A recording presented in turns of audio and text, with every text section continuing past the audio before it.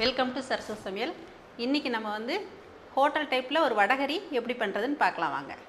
இன்றைக்கி நம்ம செய்ய போகிற வடகறிக்கு நான் கடலைப்பருப்பு 1 கப் அளவுக்கு எடுத்து 2 மணி நேரம் ஊற வச்சுட்டு நான் பாதியை மட்டும் கொஞ்சமாக எடுத்து போட்டு தண்ணியே கொஞ்சம் கூட விடாமல் நான் வந்து சோம்பு மிளகாய் சேர்த்து அரைச்சிக்கிறேங்க. காரத்துக்கு தேவையான அளவு போட்டுக்கலாம். இதை வந்து கொஞ்சம் நல்லா நைஸாக அரைச்சிக்கணும். கொஞ்சமாக வேணால் தண்ணி தெளிச்சிக்கலாம். இதிலே நான் உப்பு சேர்த்து அரைச்சிட்டேங்க, கல் உப்பு போட்டதுனால.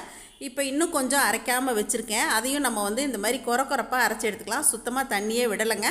இப்போ ரெண்டுத்தையுமா சேர்த்து நம்ம நல்லா இதை பிசைஞ்சு விட்டுக்கலாம். இப்போ இதுலேயே பொடியாக நறுக்கின வெங்காயம், ஒரே ஒரு பச்சை மிளகாய், கருவேப்பிலை பொடியாக நறுக்குனது சேர்த்தாச்சுங்க. இப்போ இஞ்சி பூண்டு கொஞ்சமாக இதில் தட்டி சேர்த்துருக்கேன். நம்ம தேவைக்கு சேர்த்துக்கலாம். இதிலே கொத்தமல்லி இலை பொடியாக நறுக்குனது சேர்த்தாச்சுங்க. இதை நல்லா பிசைஞ்சிட்டு நம்ம எண்ணெயில் போட்டு பொரித்து எடுத்துடலாங்க. இப்போ எண்ணெய் காஞ்சிருக்கு. நம்ம இந்த மாதிரி குட்டி குட்டி வடைகளாகவும் தட்டிக்கலாம். வடைகளாக தட்டினா பிச்சு போடணும். அப்படியே நம்ம கிள்ளியும் போட்டுக்கலாம். இப்போ நான் குட்டி வடைகள் எல்லாத்தையுமே நான் ஒன்றா எண்ணெயில் சேர்த்துறேங்க. இது நல்லா எழும்பி வந்ததுக்கப்புறம் இந்த மாதிரி பெரட்டி விட்டு நல்லா செவந்து வந்ததுக்கப்புறம் இந்த மாதிரி நம்ம வடைகளை எடுத்து வச்சிடலாங்க. அடுத்த செட்டு நான் வந்துட்டு இந்த மாதிரி கொஞ்சம் கையில் வந்து நம்ம கிள்ளி போட்டுக்கலாம். இந்த மாதிரி நம்ம போண்டாக்களாவும் நம்ம குட்டி குட்டியாக போட்டு எடுத்து வச்சுக்கலாங்க. இப்போ நான் ஒரு வாணலி அடுப்பில் ஏற்றிட்டேங்க. வடைகள் ரெடியாக இருக்குது. எண்ணெய் விட்டு கொஞ்சமாக சோம்பு தாளிச்சிக்கலாம். பெரிய வெங்காயம் நான் 2 வெங்காயம் பெருசாக கட் பண்ணி வச்சுருக்கேங்க. பொடியாக நறுக்கியிருக்கேன். கருவேப்பிலை சேர்த்துட்டேன். எல்லாத்தையும் சேர்த்து இப்போ பாதி வதங்கும் போதே நம்ம வந்து தக்காளியும் சேர்த்துக்கலாம். இந்த தக்காளியும் சேர்த்து நம்ம நல்லா வதக்கிக்கணும்.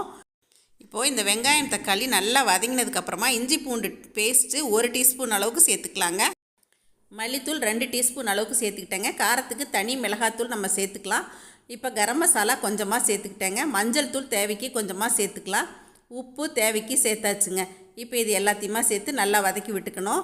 இப்போ நான் வந்து வடையில் உப்பு போட்டிருக்கேன். இந்த கிரேவிக்கு தேவையான உப்பு மட்டும் போட்டு தேவையான அளவுக்கு கொஞ்சம் தண்ணி விட்டு இந்த மாதிரி பக்குவத்தில் கொஞ்சம் ஒரு மூடி போட்டு வச்சிடலாங்க. தேங்காய் ஒரு 4 டேபிள் ஸ்பூன், ஒரு 4 முந்திரி எடுத்துக்கலாங்க. கசகசா ஒரு 1/4 டீஸ்பூன் தண்ணியில் ஊற வச்சுட்டு இதில் சேர்த்து இதை நல்லா ஒரு ஃபைன் பேஸ்ட்டாக நம்ம அரைச்சி எடுத்துக்கலாங்க. இப்போ ஒரு 5 நிமிஷம் ஆச்சு மூடி போட்டு. இந்த அளவுக்கு நல்லா வதங்கிருச்சு பாருங்கள். அந்த வெங்காயம் தக்காளி நல்லா வெந்து வந்ததுக்கப்புறம் நம்ம அரைச்சதை கொஞ்சம் தண்ணி விட்டு கலக்கி இதில் ஊற்றியாச்சுங்க. இப்போ கொதிக்கிற அளவு மறுபடியும் நம்ம தேவைக்கு தண்ணி விட்டுக்கலாம். இப்போ இந்த கலவை நல்லா ஒரு 5 நிமிஷத்துக்கு மேலே கொதிச்சிருச்சுங்க. இப்போ நம்ம வடையாக இருக்கிறத பிச்சு போட்டுக்கலாம். பக்கோடா டைப்பில் போட்டதை நம்ம அப்படியே இதில் சேர்த்துடலாங்க. நல்லா பச்சை வாசம் போனதுக்கப்புறம் தான் நம்ம இந்த பக்கோடாக்கெல்லாம் சேர்த்துணுங்க. அப்போ தான் குருமா நல்லா டேஸ்ட்டாக இருக்குங்க. ஒரு கிரேவி பதத்துக்கு வந்துடணுங்க. ஒரு 5 நிமிஷத்துக்கு மேலே அப்படியே சிம்லேயே நீங்கள் கொதிக்க விட்டுருங்க.